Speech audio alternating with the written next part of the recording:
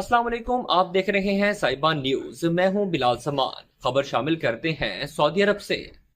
Jeddah Saudi अरब से हमारे bureau chief अमीन फैज के मुताबिक कायदे मिलत सल्फिया और सीनियर डॉक्टर हाफिज अब्दुल करीम ने कहा है कि मरकजी अहले हदीस पाकिस्तान कोई नई जमात नहीं बल्कि इसकी तारीखी जड़ें बरसगीर में मौजूद हैं। इनका कहना था कि ये जमात इब्तिदा में हिंदुस्तान में इंडिया अहले हदीस कॉन्फ्रेंस के नाम से मरूफ थी, जबकि क़याम पाकिस्तान के बाद मौलाना दाऊद गजनवी ने इसे जमीयत अहले हदीस के नाम से मुनज़्ज़म किया। वो बुध की शब मरकजी जमीयत अहले हदीस जद्दा की जानिब से इनके एजाज़ में दिए गए खसूसी इस्तकबालिया और इशाइया से खिताब कर रहे थे। डॉक्टर हाफिज अब्दुल करीम ने कहा है कि अल्लाह ताला की ये बहुत बड़ी नेमत है कि आप हजरात बैतुल्लाह के करीब क़याम पज़ीर हैं और जब चाहे हरमैन शरीफैन की ज़ियारत कर सकते हैं। अल्लाह ताला ने जो एजाज़ आपको अता फरमाया है, इससे भरपूर फ़ायदा उठाएं। इस मौका पर मरकजी जमीयत अहले हदीस जद्दा के सदर उमर फारूक लक ने अमीर जमात का तारुफ और इनकी खिदमत पर रोशनी डालते हुए कहा कि हमें इस बात पर फख्र है कि हम कुरान और सुन्नत के हामिलीन की जमात हैं और दुनिया हमें इस अहले हदीस के नाम से जानती है।